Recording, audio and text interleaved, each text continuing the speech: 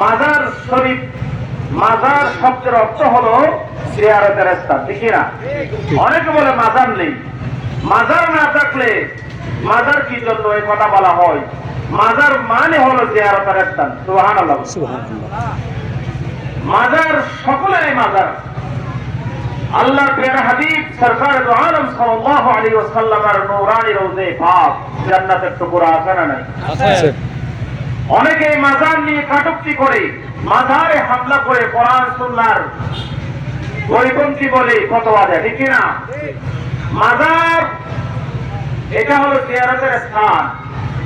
আমরা কোরআন পাকের পরে যে কিতাবের স্থান, যেটাকে সহিহ বুখারী শরীফ আমরা বলি, ইমাম বুখারী রাহমাতুল্লাহ আলাইহি আল্লাহ সুবহানাহু ওয়া তাআলা এমন ভাবে কবুল করেছেন, কেউ যদি ওই বুখারী শরীফ তেলাওয়াত করে, হাদিস শরীফের কিতাব হাদিস শরীফ তেলাওয়াত করেছে এই কথা বলে না, বলে আমি বুখারী শরীফ পড়েছি। বুখারী শরীফ কোন কিতাবের নাম নয়, ইমাম বুখারীর নাম। ওই ইমাম বুখারী আলাইহির রাহমা যখন ইন্তেকাল করলেন, আল্লাহর ওলি, আল্লাহর মকবুল ওলি, তার কবর থেকে সুগন্ধি বের হতে শুরু করলো। সুবহানাল্লাহ। যে ইমাম বুখারী রাহমাতুল্লাহ আলাইহি হাদিসের দলিল দিয়ে বলে মাজার দরকার নেই, ওই ইমাম বুখারীর মাজার আছে না নাই? আছে। ইমাম বুখারী রাহমাতুল্লাহ আলাইহি আল্লাহর এই মকবুল ওলি, আল্লাহর এই মকবুল আরিফ বান্দা যখন ইন্তেকাল করলেন, ওই সমরকন্দের জমিনে কবর থেকে এমন সুগন্ধি বের হলো, কবর থেকে এমন সুগন্ধি বের হতে লাগলো মিশকাম্বরের। ওই মানুষগুলো পাগল পারা হয়ে যাচ্ছে। এমনকি কিতাব এসেছে ওই এলাকার সমস্ত আতরের সুগন্ধের দোকানগুলো বন্ধ হয়ে যাচ্ছে। সুবহানাল্লাহ। সবাই ওই কবর থেকে, রওজা থেকে, ইমাম বুখারী রাহমাতুল্লাহ আলাইহির মাজার থেকে মানুষ তবরুকাত নিয়ে যাচ্ছে, মাটি নিয়ে যাচ্ছে। একবার নিয়ে যাচ্ছে, দুইবার নিয়ে যাচ্ছে, আবার মাটি দেওয়া হয়। একবার দিলে মানুষ আবার নিয়ে যায় তবরুক হিসাবে, এগুলো সুগন্ধি ব্যবহার করে। মানুষ অনেক ফায়দা পাচ্ছে। একবার, দুইবার, তিনবার দেখা যাচ্ছে ইমাম বুখারী রাহমাতুল্লাহ আলাইহি ওই লাশ মুবারক দেখা যাচ্ছে। সুবহানাল্লাহ বলেন। সুবহানাল্লাহ। ওই সরকার চিন্তা করলো, এখানে যদি এইভাবে বারবার মাটি দেওয়া হয়, তাহলে ইমাম বুখারীর কবর রওজা পাক তারা রাখবে না। একেবারে সীসা ডালা দিয়েছেন। এখনো ইমাম বুখারী রাহমাতুল্লাহ আলাইহির মাজারে গেলে আপনারা দেখতে পাবেন। সুবহানাল্লাহ। সুবহানাল্লাহ। একেবারে কি দিবি সীসা ডালা দিবি, ওই মাজার আছে না নাই?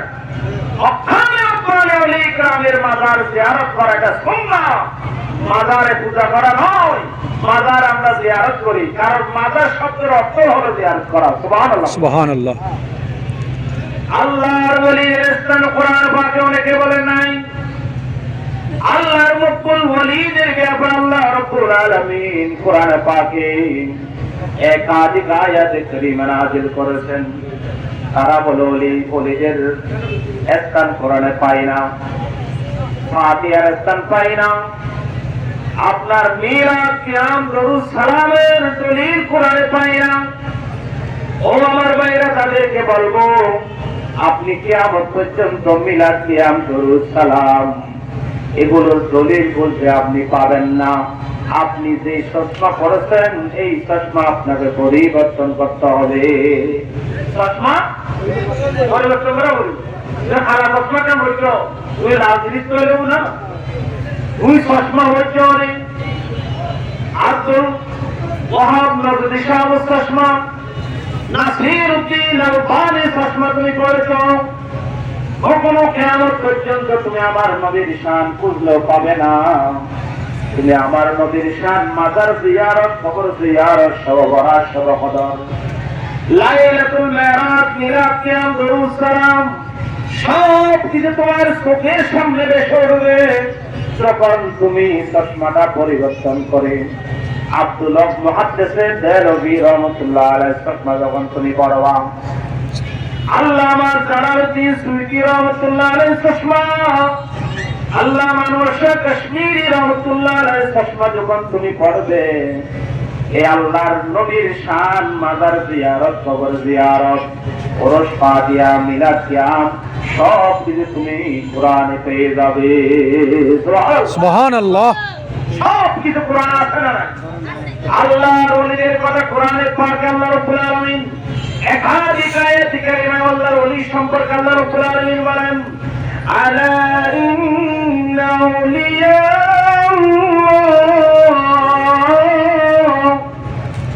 ألا إن أولياء الله لا خوف عليهم ولا هم يحزنون। আল্লাহর কোরআনে আল্লাহর ওলিদের সম্পর্কে আল্লাহ বলেছেন কিনা বলেন? অন্য আয়াত আল্লাহ রাব্বুল আলামিন বলেন, আল্লাযীনা আমানু ওয়া কানু ইয়াত্তাকুন। অন্য আয়াত আল্লাহ সুবহানাহু ওয়া তাআলা বলেন, ইয়া আইয়ুহাল্লাযীনা আমানু তাকুল্লাহা ওয়া কুনু মা'আস সাদিকিন। সব জায়গায় আল্লাহ রাব্বুল আলামিন আল্লাহর এই ওলিদের কথা কোরআনে পাকে বলেছেন। সুবহানাল্লাহ। কোরআনে পাক আল্লাহ রাব্বুল আলামিন এই সংবিধান আমাদের জন্য গাইড বুক, এই কোরআন শুরু করলে সূরা ফাতিহা থেকে শুরু করতে হয় রে কিরাম। ফাতিহা কোরআনে আছে না নাই? অনেকে বলে ফাতিহা এগুলো কোরআন নাই, মানুষ ব্যাখ্যা করলে গরজ হয় না, নয় মানুষ ব্যাখ্যা করলে গরজ নয়। কোরআন শরীফ খুলিলে মাত্র সূরা ফাতিহা আছে না নাই? ফাতিহাতে ডাইরেক্ট কি করে দেয়? সূরা ফাতিহা বলবে এর কি ফাতিহার নাম করে না? সূরা ফাতিহা কোরআন নাম হলো, কোরআন খুলিলে মাত্র সূরা ফাতিহা আছে না নাই? আল্লাহ রাব্বুল আলামিনের ওলিদের কথা কোরআনে পাক আল্লাহ রাব্বুল আলামিন বলেছেন, সূরা ফাতিহায় বলেছেন, সূরা বুরুজে বলেছেন, সূরা নামলে বলেছেন, অনেক জায়গায় জায়গায় আল্লাহ কোরআনে আল্লাহর ওলিদের কথা বলেছেন। সূরা ফাতিহা সেই সূরা তেলাওয়াত না করলে নামাজ হবে না। লা সালাতা ইল্লা বিফাতিহাতিল কিতাব। সূরা ফাতিহা তেলাওয়াত না করলে নামাজ হয় না, নামাজ হবে না। সব নামাজে সূরা ফাতিহা আছে না নাই? সূরা ফাতিহা আল্লাহ রাব্বুল আলামিন বলেন, আলহামদুলিল্লাহি রাব্বিল আলামিন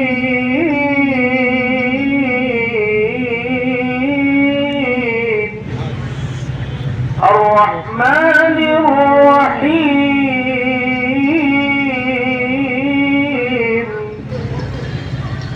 মালিকি ইয়াউমিদ্দিন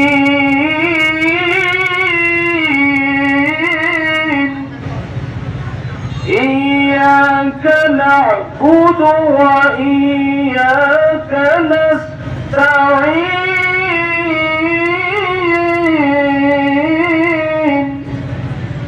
ইহদিনাস সিরাতাল মুস্তাকিম। আসলে নাই? আল্লাহ রাব্বুল আলামিন বলেন, নামাজ যখন বান্দারা তোমরা শুরু করো সূরা ফাতিহা দিয়ে, এই সূরা ফাতিহাতে আমি আল্লাহ তোমাদেরকে বলছি সূরা ফাতিহা ছাড়া নামাজ হয় না। 5 ওয়াক্ত নামাজ পড়ো বান্দা, ওই 5 ওয়াক্ত নামাজে সূরা ফাতিহার মধ্যে ইহদিনাস সিরাতাল মুস্তাকিম, আল্লাহ তুমি সহজ সরল সঠিক পথের দিশা দাও, জান্নাতের রাস্তাতে আমাকে দেখাও। ওই পথ, সেই পথে আল্লাহর ওলিরা চলে গেলেন, আল্লাহর ওলিদের পথ। এরপরে আল্লাহ রাব্বুল আলামিন শিখিয়ে দিচ্ছেন, ইহদিনাস সিরাতাল মুস্তাকিম সিরাতাল্লাযীনা আন'আমতা আলাইহিম। ও আল্লাহ, ওই পথ, সেই পথ তোমার নিয়ামত প্রাপ্ত বান্দাদের পথ, ওই পথে তুমি আমাকে পরিচালিত করো। সুবহানাল্লাহ। সূরা ফাতিহাতে 5 ওয়াক্ত নামাজে আল্লাহ বলেন, আমার দরবারে তোমরা কামনা করো সিরাতাল্লাযীনা أنعمت عليهم ও আল্লাহ নিয়ামত প্রাপ্ত বান্দাদের তোমার নিয়ামত প্রাপ্ত বান্দাদের পথ ওই পথ যেই পথ আল্লাহর নিয়ামত প্রাপ্ত বান্দাদের পথ ওই পথ হলো আল্লাহর জান্নাতের পথ ঠিক না বলো আল্লাহ রাব্বুল আলামিন বলেন ওয়ানি উদউনি হাযা সিরাতুম মুস্তাকিম সহজ সরল সঠিক পথ নবীদের পথ আল্লাহর ওলিদের পথ হলো ইহদিনাস সিরাতাল মুস্তাকিম সুবহানাল্লাহ সুবহানাল্লাহ আল্লাহ রাব্বুল আলামিন বলেন দুনিয়ার মানুষেরা আল্লাহর ওলিদের স্থান কোরআনে আছে না সেটা খোঁজার দরকার নাই তুমি যে 5 ওয়াক্ত নামাজ পড়ো প্রতিদিন নামাজে প্রতি রাকাতে সূরা ফাতিহাতে ওই আল্লাহর ওলিদের পথ আল্লাহর দরবারে কামনা করো সুবহানাল্লাহ আমরা কামনা করি কিনা সিরাতাল্লাযীনা আন'আমতা আলাইহিম আল্লাহ ওই পথ সেই পথ তোমার নিয়ামত প্রাপ্ত বান্দাদের পথ ওই পথ আমাকে কি করা পরিচালিত করো নিয়ামত প্রাপ্ত বান্দা কারা আল্লাহ রাব্বুল আলামিন কোরআনে পাক অন্য জায়গায় বলেন উলাইকা আল্লাযীনা আন'আমা আল্লাহু আলাইহিম মিনান নাবিয়্যিনা ওয়াস-সিদ্দীকিন ওয়াশ-শুহাদা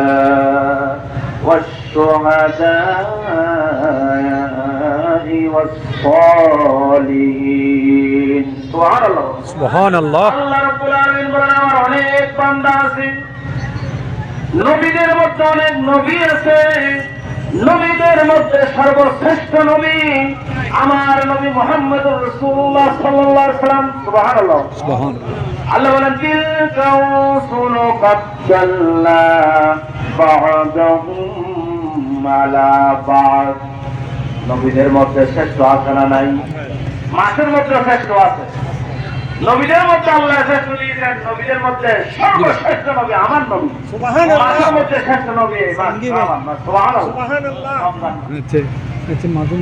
আল্লাহ রাব্বুল আলামিন বলেন আমার কিছু নিয়ামত প্রাপ্ত বান্দা এই দুনিয়ার মধ্যে আছে আমার নিয়ামত প্রাপ্ত বান্দা আমার নাম আল্লাহু আলাইহিম মিনান নাবিয়্যিন আমার নিয়ামত প্রাপ্ত বান্দাদের মধ্যে নম্বর 1 বান্দা হলো আমার নবীরা সুবহানাল্লাহ আল্লাহ রাব্বুল আলামিন নিয়ামত প্রাপ্ত বান্দাদের মধ্যে নম্বর 1 আমার নবী ওয়াস-সিদ্দীকিন নম্বর 2 হলো আমার নিয়ামত প্রাপ্ত বান্দাদের মধ্যে 2 নম্বর হলো নবীন ওয়াস-সিদ্দীকিন সিদ্দীকিনরা সিদ্দীকিন কাকে বলে অনেক লম্বা কথা আমি সেই দিকে যাচ্ছি না এরপর আল্লাহ রাব্বুল আলামিন বলেন আমার নিয়ামত প্রাপ্ত বান্দার মধ্যে নম্বর 3 হলো ওয়াশ-শুহাদা যারা নিজের জান বিসর্জন দিয়ে ঈমান দিয়ে ঈমানের জন্য ইসলামের জন্য নবীর জন্য কোরআনের জন্য আল্লাহর জন্য নিজের জান আল্লাহর রাস্তায় যারা কুরবানি করেন তাদেরকে শহীদ করা হয় সেই শহীদরা সবাই জীবিত কেউ মৃত না আল্লাহ রাব্বুল আলামিন কোরআনে পাকে বলেন ও দুনিয়ার মানুষেরা আমার নিয়ামত প্রাপ্ত বান্দাদের মধ্যে 3 নম্বর হলো শহীদেরা 4 নম্বর আমার নিয়ামত প্রাপ্ত বান্দা হলো আল্লাহ বলেন